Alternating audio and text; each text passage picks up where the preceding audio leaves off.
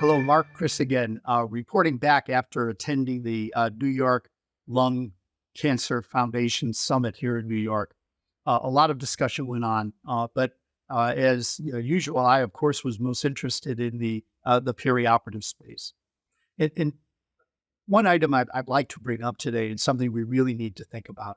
I talked earlier about this ongoing discussion. Do you operate and give adjuvant therapy or you give neoadjuvant therapy? And I've addressed that already. But one thing I want to bring up, and as we move off of that argument, which frankly doesn't have an answer today, and with neoadjuvant therapy having all the data to support it, is what are the patterns of recurrence now that we have more successful systemic therapies, both targeted therapies and checkpoint inhibitors. Now, I was taught early on by my surgical mentors that the issue here was systemic control. While they could do very successful surgeries, get high levels of local control, they could not control systemic disease. And sadly, the tools we had early on, chemotherapy, were just not good enough. Well, suddenly we have better tools to control systemic spread. And where in the past, where the vast majority of occurrences were systemic, they're now local. They're now local. And what I think we need to do as a group of practitioners trying to deal with the problems getting in the way of curing our patients is look at what the issue is now. And frankly, the big issue now, as systemic therapy is controlled metastatic disease, is recurrence in the chest. So here we go. We give osimertinib adjuvant. And please remember what the numbers are. So in the osimertinib arm, of the 11 recurrences reported in the ESMO presentation a few years back, nine of them were in the chest or mediastinal nodes.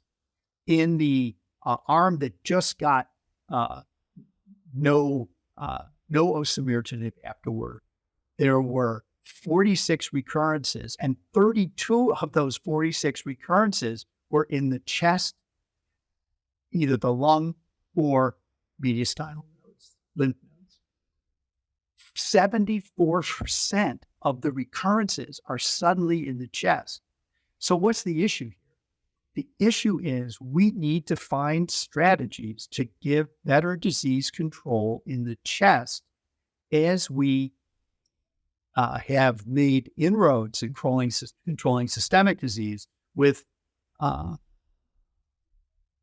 targeted therapies in the EGFR space, and very likely the checkpoint inhibitors as well, as that data kind of filters out.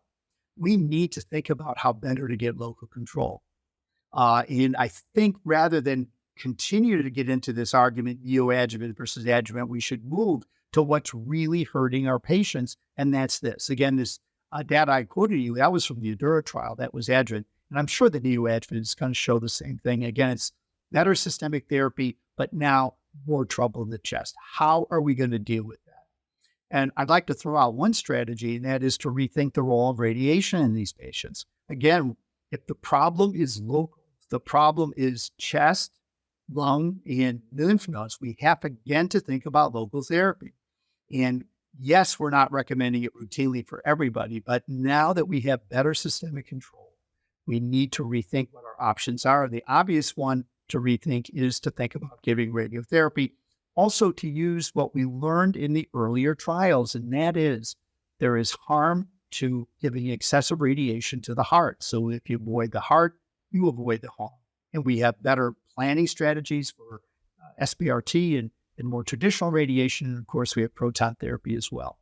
So as we continue to struggle with the idea of that patient with the stage 2 or 3 disease, adjuvant versus neoadjuvant, please remember what's their risk in 2024, and their first risk of first recurrence is in the chest. What are we going to do to better control disease in the chest? We have a challenge.